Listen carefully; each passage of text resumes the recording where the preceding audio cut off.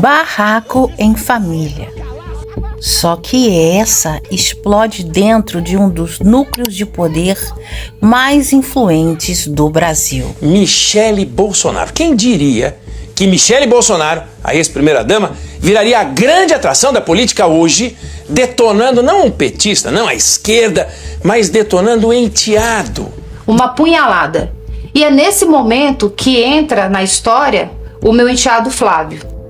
Michele Bolsonaro, ex-primeira-dama e presidente nacional do PL Mulher, expôs publicamente o enteado, o senador Flávio Bolsonaro, hoje pré-candidato à presidência da República e que diz cumprir uma missão herdada do próprio pai. E hoje, dia de jogo, nada nem ninguém aborrece. Vamos tratar aqui de coisa boa, tratar aqui de futebol, porque o nosso Brasil aí a gente vai conseguir resgatar junto, tenho certeza disso, que é projeto de Deus. Uma punhalada.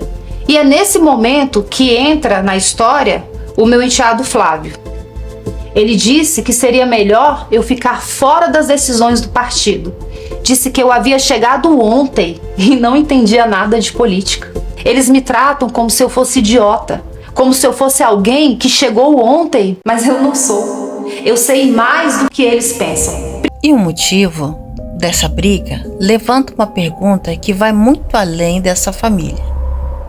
Por que só a mulher tem que ceder? Porque no instante em que ela fala de política, a resposta é sempre a mesma, que ela não entende nada disso. Mas a influência que ela tem, essa, de repente, serve para tudo, não é mesmo? Estava ao lado para auxiliar. As feministas odeiam quando eu falo isso. Uma mulher ajudadora, auxiliadora do seu esposo. Eu entendo o meu chamado como mulher. Eu sou preciosa, eu sou amada do Pai. Eu sei a minha missão, eu entendo o meu propósito na terra. Se é bom demais, vive o que você prega, gata. Desce desse púlpito, desce desse palco e fica em casa, sendo protegida pelo seu marido. Mas é o que eu sempre digo, não existe antifeminista coerente. É muito fácil projetar a sua voz, ocupar o palco, influenciar outras mulheres e ensinar elas que se contentem com o espaço apenas doméstico. Será que a cabecinha dela explode quando ela descobrir que mulheres também têm testosterona? Se um homem se sente ameaçado pela autonomia de uma mulher, é porque a masculinidade dele está atrelada à submissão feminina. Corre, que é cilada. Por que só a mulher tem que ceder? Não dá para aceitar. E foi exatamente isso que me assustou quando cheguei a Brasília. Agora mesmo mandaria você embora por sua insolência. Não me provoque, você não sabe ainda do que eu sou capaz. Por eles, nós viveríamos em Gilead, e assim seríamos tratadas. Se em Gilead estivéssemos, ontem, Michele Bolsonaro poderia ter se comportado, digamos assim, como Serena Joy. Os amantes da série Handmaid's Tale, o conto da Aya, entendem bem o que eu tô falando. Agora, não se iludam. Michele não passou a defender as mulheres ou não passou a entender o lugar que a extrema-direita coloca as mulheres. Michele tenta organizar uma virada de jogo, na minha avaliação, tentando ocupar, antes da convenção do PL, o seu espaço na disputa presidencial. As filhas de Gilead. Porque Gilead não é construída apenas por homens, ela também é sustentada por figuras femininas que ensinam obediência, treinam meninas para o casamento, transformam fé em disciplina e vendem submissão como virtude. É aí que Michele Bolsonaro se aproxima de Serena Joy. Serena ajudou a erguer Gilead, acreditando que teria um lugar especial dentro dele. Ela não se via como qualquer esposa, ela se via como conselheira, como fiel companheira, como alguém indispensável ao projeto. E presta atenção na mesa de Michele. Ela não senta diante de uma câmera vazia, ela monta uma cena. E essa cena parece quase um altar. Do lado esquerdo da mesa, aparece uma mão dourada fazendo um sinal. Não é um objeto decorativo qualquer. É uma mão em ouro, levantada, visível, quase como um emblema. A mão fala antes dela falar. É gesto, é linguagem, é comunicação, é presença. E isso combina diretamente com a imagem pública que Michele construiu. Uma mulher ligada à pauta da acessibilidade, da linguagem de sinais, da comunicação de quem muitas vezes foi colocado no lugar de não ter voz. Então, quando ela senta ali para dizer que foi humilhada, maltratada e desrespeitada, aquela mão dourada vira símbolo de algo maior. Mesmo quando tentam calar, existe uma linguagem. Ao lado da mão dourada, aparece uma taça roxa, quase litúrgica. Não parece uma taça comum de cozinha. Pela cor, pelo formato e pela posição, ela traz uma ideia de ritual, de celebração, de comunhão, de algo sagrado. O roxo também conversa com espiritualidade, autoridade, luto, realeza e mistério. É uma cor que tira a cena do doméstico e leva para o simbólico. Na frente dela, apoiado na mesa, há um material impresso que parece um flyer ou um mapa do Brasil. Dá para ver uma forma vermelha ou rosada que lembra o território brasileiro, cercada por pequenos elementos gráficos. E isso é muito importante, porque Michele não está falando apenas de uma briga familiar. Ela está colocando o Brasil sobre a mesa. Literalmente. É como se ela dissesse sem dizer: eu percorri esse país, eu construí base, eu organizei mulheres, eu ocupei território, eu não cheguei ontem.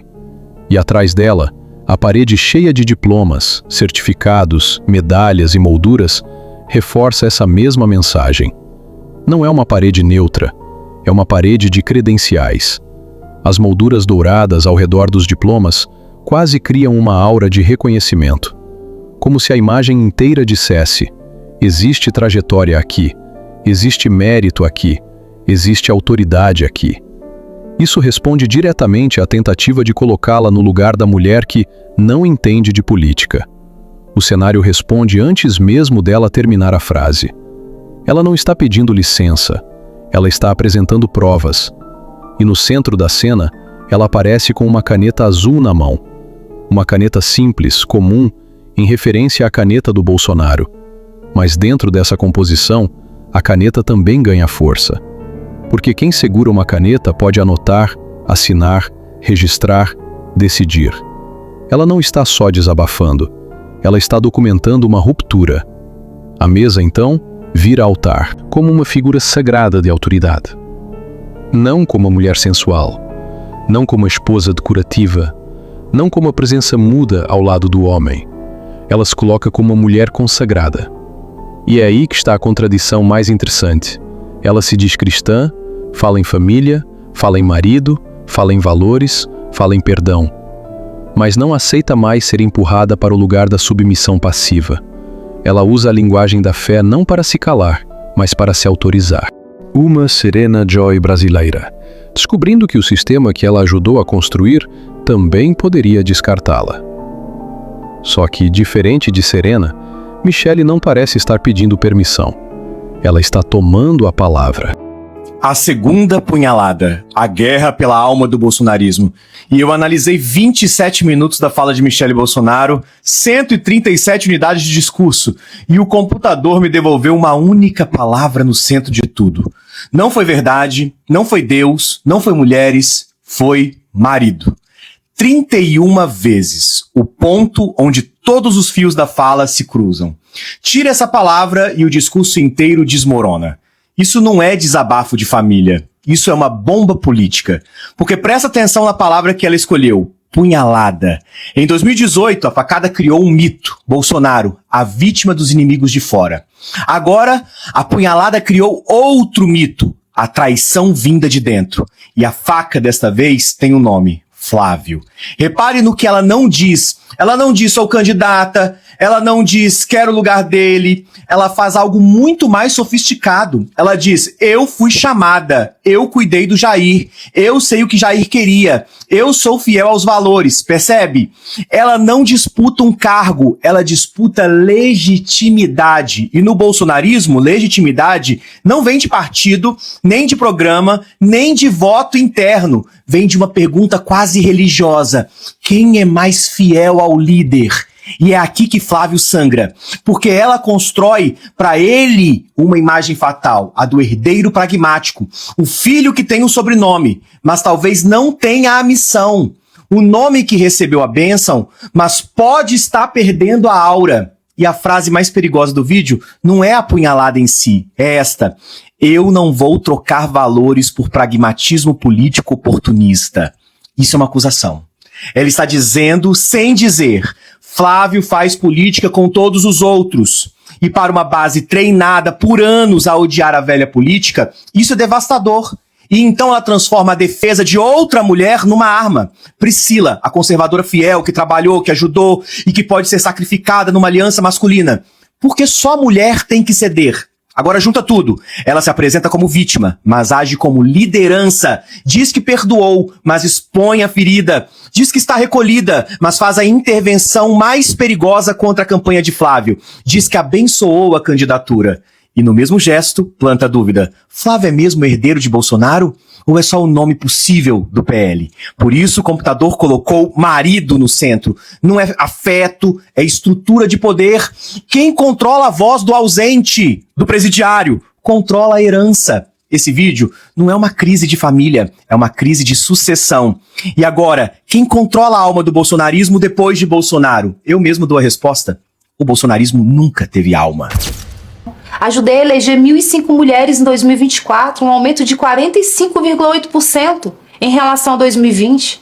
Mas para ele e alguns que o cercam, eu não entendo de política. Tudo bem, eu me recolhi. E desde esse dia, ele não me procurou mais.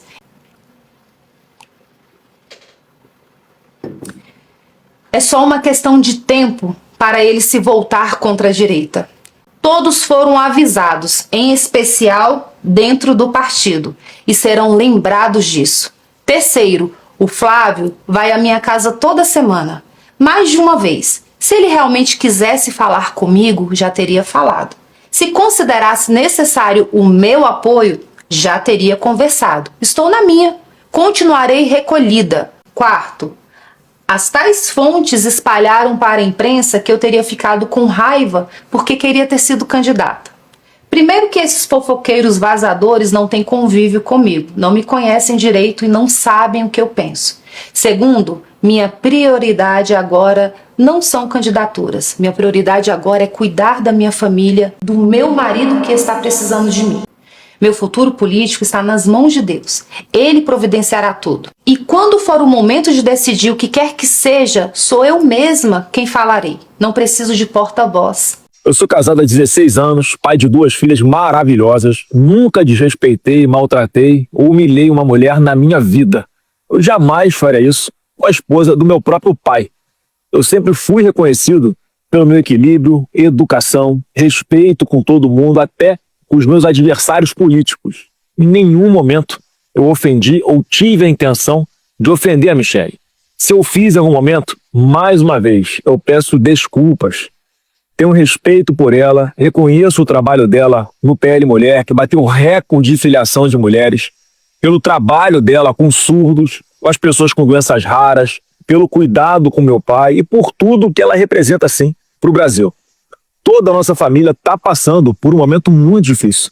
Eu entendo a angústia da Michele, vendo meu pai ali todos os dias, sofrendo com uma injustiça gigantesca. Eu também sofro muito, mas eu sigo firme. Eu estou viajando o Brasil inteiro, carregando o manto que meu pai me deu, passando dias longe de casa, da minha esposa, das minhas filhas, sem poder orar com elas, sem poder dar um beijo na cabecinha delas antes de dormir. Estou sofrendo várias ameaças de morte e mesmo assim estou aqui focado na missão. Porque eu acredito de verdade que é projeto de Deus para o nosso país. Eu tenho total convicção que todos nós, eu, Michele, você que está me assistindo, a gente tem o mesmo objetivo, que é o melhor para o nosso país e livrar o Brasil das mãos sujas do PT. É natural que, de vez em quando, a gente enxergue caminhos diferentes para chegar no mesmo lugar. Isso acontece nas famílias, nas empresas e também na vida pública. Divergência de estratégia não significa divergência de princípios. A minha família é igual a sua que está me assistindo. A gente também é de carne e osso. A gente erra, acerta, tem divergências, pensa diferente em alguns pontos, concorda em outros e vida que segue. O importante é que a gente vai superar e vai seguir em frente juntos. Eu estou cumprindo uma missão designada por Jair Messias Bolsonaro. Todas as minhas decisões sempre são tomadas com o respaldo dele. O Brasil precisa se livrar do Lula e do PT. A gente tem que ter o foco nisso. Bom, a reunião na próxima quarta-feira está mantida para tratar justamente das soluções que a gente vai propor para as mulheres de todo o Brasil, que acordam cedo, trabalham, estudam, cuidam dos filhos e das famílias. E de coração aberto, quero reforçar o convite que eu já tinha feito para a Michelle, justamente porque eu acredito que o diálogo, o respeito e a união vão ser sempre o melhor caminho. Então o convite segue de pé e o coração segue aberto, Michelle, porque a gente tem que focar no nosso Brasil, a gente tem que resgatar o nosso país. E sozinho é muito mais difícil. Preciso de todo mundo junto comigo. Posso contar com você? Um abraço para todo mundo. Fique com Deus.